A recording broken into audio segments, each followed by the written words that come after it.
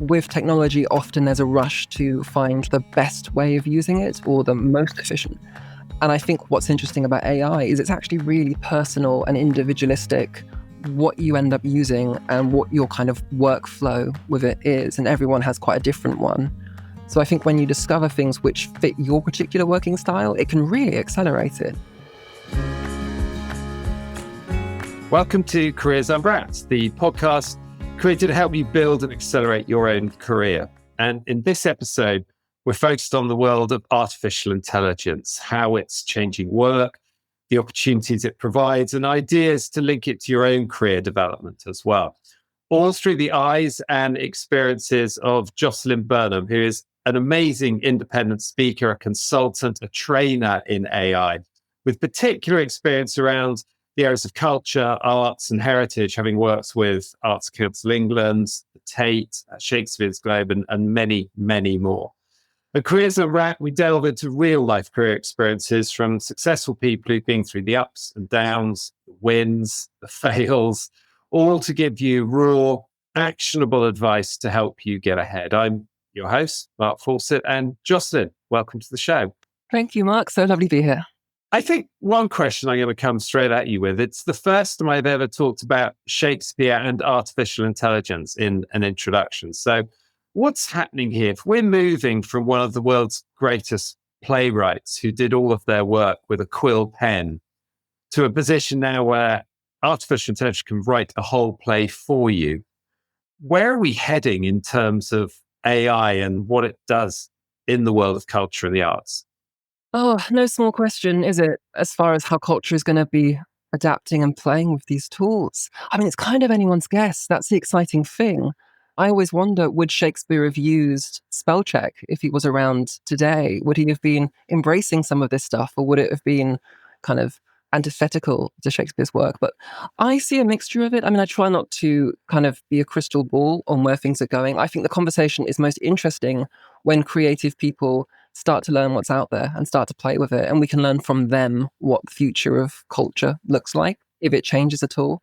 So I don't know, I'm much more excited about what the creative people themselves see as their individual futures, instead of what me or anyone else working in AI is kind of telling them is going to be the future, because we don't know. And I think that the exciting thing about art and the human story is that it's full of surprises. And I think this is just one more of those surprises. Now, there's an increasing group of people who we look at, we read about, or who watch, who are specialists in AI. They're experts, they're leaders in this, but it's still so fresh in terms of a technology. So in your particular case, because I know you started in more of a marketing communications career, how did you move from that to someone who now has the genuine credibility and experience that means that people want to listen to your views on AI? I think, I mean, that's an interesting mixture of both my own story and also the tech itself and what it means to be getting into AI at this point. My personal perspective is that there are individual experts in AI, in the tech, in the development of it, in the ethics of it, and that should be respected and is amazing. But I think right now, in the application of some of these tools, there's not really as much of a conversation about what we're comfortable with as a culture or as a sector, and how we want to kind of use those tools to further our own intentions. So I think that right now, basically, it's wide open, because this is a whole new chapter in technology and in how technology meets artistry and meets the intentions of people who are working with exciting ideas. So for me personally, I have been into tech forever. I've always been kind of making silly things. I made my first chatbot when I was about 14. And all it would do is talk to you about lemons and how much you really liked lemons and how healthy lemons were. And I found this very exciting. But ever since, I've always been tinkering away. And then in my life, I got into working in theatre marketing. And I was always kind of a person who was looking for, how could we innovate with the tech? How could we build a tool that could do part of this for us? And had like a mad scientist vibe going on, where I was like, I've built a new Excel sheet and it does so many exciting things. So I loved playing that role. And then when things became a little bit more kind of crazy with AI in the last few years, and especially with some of the large language models that were coming out like ChatGPT, I saw quickly that this is going to be something which is going to be hugely impactful for the world of culture. I don't take a position on good or bad. I just could see that it would be impactful. And I thought it'd be interesting to try and meet people who are talking about it. So within that, I put myself forward just to do like an opening talk about what I've discovered. And then that led to being asked to do other talks, then collaborating with people, and then meeting more people in that space. And it kind of snowballed from there. And then since then, I've been able to make it my full-time thing, which has been really surreal and kind of exciting. And some of the people you deal with then, the artists in particular, so visual artists, writers, etc., how much are they seeing AI as an opportunity, something that can enhance, speed up, or improve their work? And how much are they seeing it as a threat, something that could take away their opportunities and reduce their work? I would say right now it feels about 90% of people don't have a great feeling towards AI in the arts. I think that's probably a fair thing to say. I meet the occasional person who's doing amazing work and is just looking into it and is letting them kind of be vulnerable with it and see what happens. But I would say right now, there's a lot of anxiety, I think is probably the word I would come back to. It's less about maybe getting really into it and then finding things which they hate about it, and maybe a little bit more overwhelm, I think might be fair to say, where there's so much news about it, there are so many different types of AI, there's so many different people are making, that it just becomes this big noise and it's just sort of overwhelming. So I think that's the emotion I tend to hit first. Like it's not even fear, it's more overwhelm. And it's more, how do I even start? It's interesting with that because in my work, I do quite a lot of writing, written content writing for public speaking. And I have a process that I've developed over time that works for me. And so I've played around with how to use AI for that process. And at the beginning, I thought I'll just get an AI to write the speech or to write this article. And I would feed in a brief, feed in some of my previous pieces. And what came out was sometimes it had inaccuracy, sometimes it felt a little verbose, but it never really felt like my language. And where I've got to it now is I use it like a creative partner at the beginning of the process. I use it to accelerate some of the ideas developments. And I've found myself settling into a rhythm where something that might have taken me 6 hours before takes me 4 hours now and is 3 or 4% better than it might have been. So that's my own personal use for it in a writing space. And I'm wondering if other artists and other spaces are starting to find out for themselves where it works for them individually. Yeah, I think that's the really interesting thing is that it is where it works for you individually. With technology, often there's a rush to find the best way of using it or the most efficient. And I think what's interesting about AI is it's actually really personal and individualistic what you end up using and what your kind of workflow with it is. And everyone has quite a different one. So I think when you discover things which fit your particular working style, it can really accelerate it, or it be something which can give you a different perspective into it. Let's get down to some of the more specifics then in relation to that, because talking quite general terms at the moment. But what tools have you come across or used or seen those working culture and the arts use that are making a difference for them personally? What specific tools are you impressed by? Right now, it's definitely some of the large language models. So there are things like Claude, which is quite similar to ChatGPT. ChatGPT itself is very strong. There are some open source ones like Llama and Mistral as well, which are also very good and you can use for free. And a lot of the time, people in the arts who I'm speaking to who are embracing this, first they're coming at it from a, how can I use this as a bit of a creative partner? So kind of giving an idea, having a conversation about something, and that seems to work quite well for them.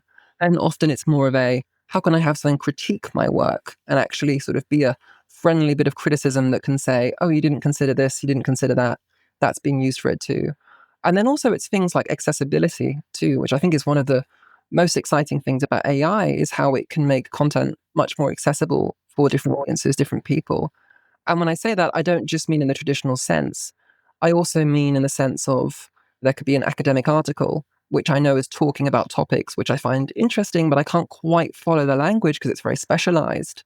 And something you can do with something like Claude or ChatGPT is put that article into it and say, actually, can you explain this in more simplified terms? And then have a conversation with them about the results of that article. So it's things like that where you're unlocking information that you didn't normally have access to are some of the ways that I find it most exciting. But beyond that, I find it's more about how it works with what you give it instead of telling it to make things fresh. So I find it much more useful if I'm asking it to critique something or to find logical flaws or accessibility gaps instead of saying, hey, can you go and create the world's best copy? Because that's not normally the best place to start. And I'm interested what you say about using it as a critic. That's something I haven't used it for before. So we're talking there about feeding into it content. Let's say written content, you've written an article, you've written a speech you're going to give. Which tools have you found work as the critical friend? And what prompts are you using that make it the most helpful tool for you? Yeah, sure. My personal favorite way to do this is with Claude. So Claude has a feature called projects where you can upload lots of different documents kind of into one big folder. And when you speak to Claude, it will read all of those different items and then it will respond back to you, having known all that stuff, basically. So I've done a couple of different versions of these. One has every article I've ever written in my life and my CV and all of my professional stuff. And I use that as a kind of critical friend project with Claude. So I might say, hey, Claude, here's a new article that I've written. Can you look at my previous work? Can you give me any pointers about whether this feels too similar to things I've written before or not distinctive enough? And also, what are some things I might have missed? If you were going to criticize this, what would you say? And I just have like a bit of a conversation with it. I mean, there's lots of talks about what's like a good prompt and what's the perfect prompt. I kind of get away from that personally. I think generally having more of a conversational approach for me works best. Some people swear by particular types of prompts, and that's well and good, but I find it more useful just to be a bit more relaxed and informal about it and just to kind of let myself actually just go with the conversation and see where that goes instead of trying to think, how can I make sure that it gives me exactly what I'm looking for? I just kind of play with it and see what comes out. And that's normally, for my learning style, more useful. So we know a lot of listeners and watchers of the show are in the earlier stages of their careers, career starters, we might call them. If you, with the knowledge you have now, were talking directly to them, to those people, let's say in their early 20s, looking for their first job, looking for their second job, what should they be thinking about now in terms of how I'm going to use AI and how AI is going to affect me? Because one thing that seems clear, you can't be starting your career now and just pretending it doesn't exist and it's not going to change things. Yeah, I think that's true. For my own personal way of approaching it, I encourage people to follow what they find most interesting or most fun, which I know sounds a bit, we want to use this for employment skills, we want to use this as a professional grounding. But I think you're much more likely to learn faster and spend more time on a subject if you're genuinely enjoying it, if you're finding something which it gives you.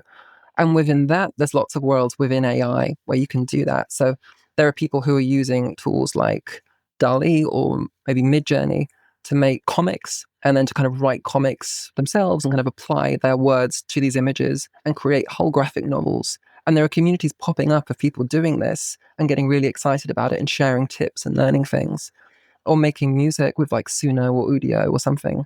Anything which you find interesting and you're encouraged to put more time into, you will probably start to pick up concepts in AI from doing that, which will be relevant to lots of different types of AI too.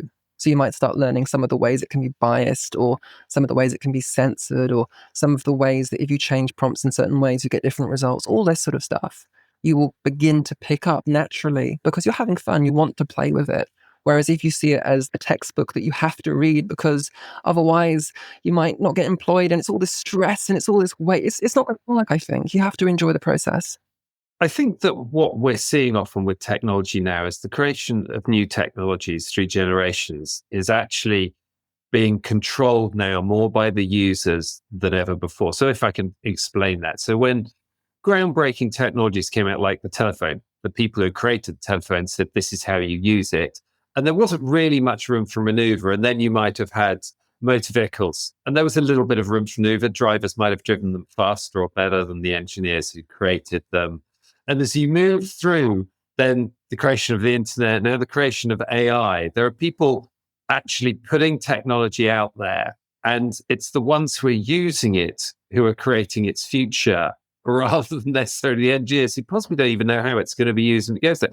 What sort of risks do you see that is putting in front of us? Yeah, and I completely agree with that. I often say that the most exciting AI tool isn't being made in California. It's being made by the person down the hall who has a bit of extra time, who's playing with stuff. There are risks. I think mostly the main risk seems to be using data which is sensitive as far as organizational risks. So I always encourage organizations that are just starting to experiment with AI, to have like a folder full of data that they're happy for people to use with their AI. So things like end of year reports or kind of summaries of projects, which aren't sensitive, and they're really happy for that to be uploaded and kind of used within those processes. But no, I completely agree. I mean, every time I see something being promoted from some organization in California, it always feels a bit like those adverts for, do you remember Google Glass, those sunglasses? And they would always be shown with people jumping out of planes and like, oh yeah, this is how I'm going to use my Google Glass. And it just feels so detached from the real world. And as much as I love what is being developed in places like California, they also don't know what our work involves. They don't know the kind of challenges that we have on a day-to-day basis. And so, in the nicest possible way, who are they to tell us how to use this tool? It's up to us to actually apply it to our life and to decide if we want to apply it to our life too. So I think there's a lot of kind of agency taking there, where we're not just saying, how do I use this in the perfect way? It's much more, how can I kind of smush this into a form that makes sense for me and I actually want to use? I see a lot of how individual people are using AI tools available to them, whether those are people in the creative industries, those looking for jobs, using them for CV development, using them for their own video production content. Perhaps I see a little less of how large businesses are using it and integrating it into the way that they operate. And perhaps I'm not supposed to be able to tell when AI is doing that as well. How do you see it? Because you train big organizations in the culture. How do you see large companies and entities actually improving their product, their output, or the way they operate by using AI? That's a really good question. Again, I don't think that when we're thinking of our companies using AI and we don't see them posting AI videos or AI images, that doesn't mean that they're not doing it. It just means that the workflow might be a little bit hidden. So, with organizations, for example, they might still commission a human artist, but what I've seen them now do is use a tool like maybe Midjourney to develop concepts, artistic concepts, so they can start to get an idea of what it is that they want to get to before they then go and hire a human to bring into that process.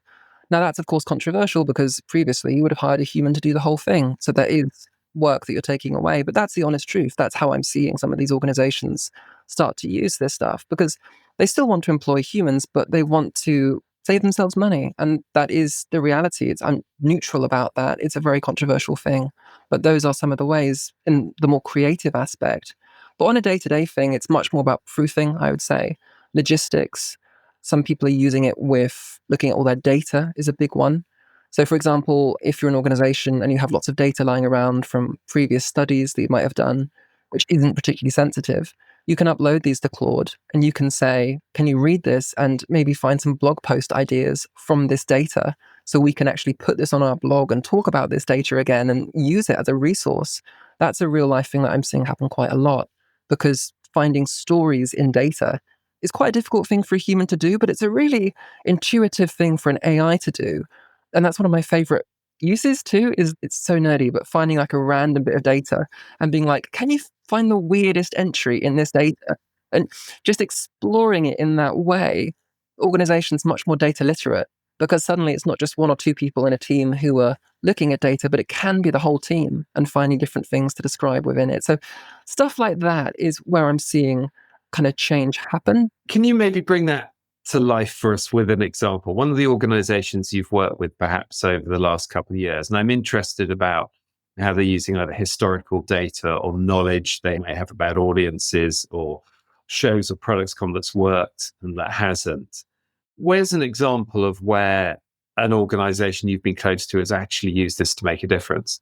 I have to be careful here because I'm aware I need to be quite discreet about which organizations, but I can give an example of some which I know some places are now doing. Emails is a big one, for example.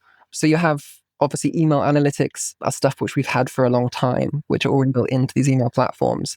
But what you can do with AI is go quite a bit deeper and actually start to pull out things like what individual words seem to do quite well with click rate or stuff like this. People are being as creative as they like with it, but they're just going one step further than the analytics that they might normally get, and then using that as a way to kind of give them ideas as well and do interesting things with segmentation. So it gets quite technical in those ways. right now, I have to be careful because the projects that I'm seeing, I can't really talk about. But there are some things with maybe sharing knowledge between different organizations, which AI can also help a lot too, by sort of helping to standardize kind of reports and debriefs and things like this into ways that people can understand more easily. Also, something which I saw people doing, which I really liked, it was two founders of a theatre company, and they were interviewing each other about the history of working at that theatre company. And then they were having that automatically be transcribed by an AI. In this case, it was Runway. And then using that transcription to then create like a bit of an onboarding document to new staff. So they learn more about the history of the organization. So things like that, or if you're someone like me who's quite dyslexic and dyspraxic, doing things like that can be incredibly useful too. Now, for every positive that comes out of the use of AI, what we'll see in the media is scare stories. It's going to take over the world, take over our lives, control our work, our weapons, and everything. I'd be interested to know, debunk some myths for us. What are a couple of common myths about AI that you can debunk or shoot down for us? Oh, that's a really good one. And again, I'll say that I'm neutral about the end of the world thing. I sort of think whether the world's ending or not, I just want to figure out what's going on while it's going on. Maybe one myth that I do see is that all AI is going to be controlled by one corporation. And that's going to be the monster corporation that we'll all have to elevate to our new overlords or something. And I think what people might not see is that the open source AI community, so these are people who are making AIs that you can download to your own computer if you want to and unplug it from the internet and it will still work if your computer is powerful enough. And these are getting really, really good now to be as competitive as the main ones that you would pay for. So it is possible to use an AI entirely offline, and that way you can use whatever sensitivity of the data that you want with it, because it's definitely not going anywhere else. So things like that, I think, haven't quite filtered through yet, that there's still an idea that to use these things, you have to upload everything into the cloud and you've no idea where it goes. You can actually have a lot more security with these AIs. So that's definitely one sort of conception that I see floating around. And then I think the other one, again, it's more of a bugbear, but it's the idea that there's a perfect prompt, or that you want to download a master list or a cheat sheet of prompts that will supercharge your marketing. And fair enough, like some of them can be useful and it's a good place to start. But I always think that the most useful prompt you find is going to be so specific to you and how you work and how you learn and how you operate that no one else really can write it for you. So it's all well and good to try out different things. I encourage people to try out lots of different types of prompts, but we should get away from the idea, I think, that there's like a perfect prompt recipe that someone out there has built and we try and track down what that is. So we discussed quite a lot, Jocelyn, the AI expert. I'm interested in you as a business person as well, because you now run your own consultancy, and that means you have to do the things like get clients, keep clients happy. You have to make sure the money is coming through the door and what's going out the door is controlled. In fact, why, first of all, did you make the transition from an employee in several really good organizations to stepping out on your own? What was the motivation that drove you to do that? That's a good question. And also, just to say, I don't call myself an expert at all. I really enjoy getting people together and playing with tools, but I don't sell myself as an expert. Well, I'm going to keep that label, if I may, for now. I think a lot of things with advancing technology, the expert may only know a fair bit more than the other person knew before them. So if I'm allowed to, I'm going to call you expert still. But with your huge knowledge base and your enthusiasm, and also desire to get people involved, was that what triggered the step out on your own? I think it was a combination of things. So, not to go too far back, but I was raised as an unschooler, which is a form of homeschooling, essentially, where you have no curriculum and the young person is sort of encouraged to pursue whatever they find interesting. And that was just how I was brought up. And I loved it. And it gave me lots of niche interests. It gave me lots of different things that I love talking about. And I always kind of wanted to return to that when I went into school and I went into careers. I did lots of things that I enjoyed. I worked as a journalist for a while. That was lots of fun. And then I got into theatre marketing, which I enjoyed. And the shows were great. The people were lovely. And the work was interesting too. But I think at my core, I would always prefer to be somebody who was kind of doing their own thing. And I think when I do that, it doesn't feel like I'm working. It's so cliche, but it really does feel like I'm having fun. And I'm just allowed to be that kind of little homeschooler again and go off on these rabbit holes and absorb all this stuff and then come back eventually and be like, okay, I found this stuff. Let's explore it together. Sort of like you're a rabbit kind of running out and foraging and coming back. So that's kind of why I enjoy it. And then as far as making the transition into doing it full time, that was scary. And I still kind of waver between thinking that I'm the luckiest person on earth to do this. And I really do feel very lucky. And I think I am. You do have lots of anxiety being a freelancer, and lots of times we have to kind of be quite resilient and just sort of think, okay, enough things are going on that I don't think that I'm crazy for doing this. I think I can do it a little bit longer and see what happens. And then the great thing is the more you do it, the more you do end up meeting people, and then the more you do end up knowing as well, which sort of makes it more useful. The reason I think I was able to do it, I was picked up for a piece of work with the Arts Marketing Association, where we were going to work with some cohorts, sort of groups of people who are working with different heritage organizations and see if we could make an AI tool that could help them learn. That's kind of the brief, and we had some money to do that. So I was brought on as part of that project a few days a month to help with that. And that just about paid my main bills. And then I thought, you know what? That pays my main bills. I can probably get a couple more workshops a month and maybe see where I go with this. So it was just making that decision that, okay, I'm just going to do it and see what happens. And if it all dries up, then absolutely fine. I'm enjoying this. And I think that it will still kind of inform what I end up doing anyway. But yeah, it's terrifying sometimes. And what's been the biggest challenge in that transition for you? It's a bit cliche, I guess, but I think it is just being kind to yourself and also being consistent with what you do, setting yourself hours, setting yourself a schedule, not allowing work creep to kind of come in where you're still doing things at 9 at night and you're never really taking time off because you're always kind of half working, half not. So I think being quite strict with myself about when I'm working, when I'm not, and giving myself that real headspace of being able to relax sometimes too. And just learning to be less self-critical, or at least save the self-criticism for like certain specific times where you're like, I'm ready to jump into all the reasons why I'm terrible at keeping a budget and see what I can do. But I keep a diary, work out, meditate, all that stuff, and that tends to help too. I think if you ever unlock the secret to stopping someone being self-critical, please let me know. Because I think that even 20 years after setting up the business I run now, having run business and organizations before that, I haven't got to a stage yet where I'm not saying, you should do that better. You could have done that better. So I think what I have developed over time is being relaxed about that. So that's been my only way of doing it. I haven't been able to turn off the self-critical voice. I've just been able to be relaxed about the knowledge you're never, ever going to be perfect, however much you try. At a certain point, it can be a useful tool, but it's something to be controlled and it's something to kind of use and kind of when you're ready for it and when it's constructive, then it can be really helpful. But you have to build yourself up. Otherwise, you will just continue to live in that kind of stress state and that's no fun. And without being too self-critical then, and although AI and other technologies given us a lot, they haven't given us the time machine yet. But I'm going to ask you to imagine you're talking to your 18-year-old self and they say to you, based on your career so far, what should I do more of and what should I do less of? What advice would you give to young Jocelyn starting out in her career about the things to do and the things not to do? That is a really good question.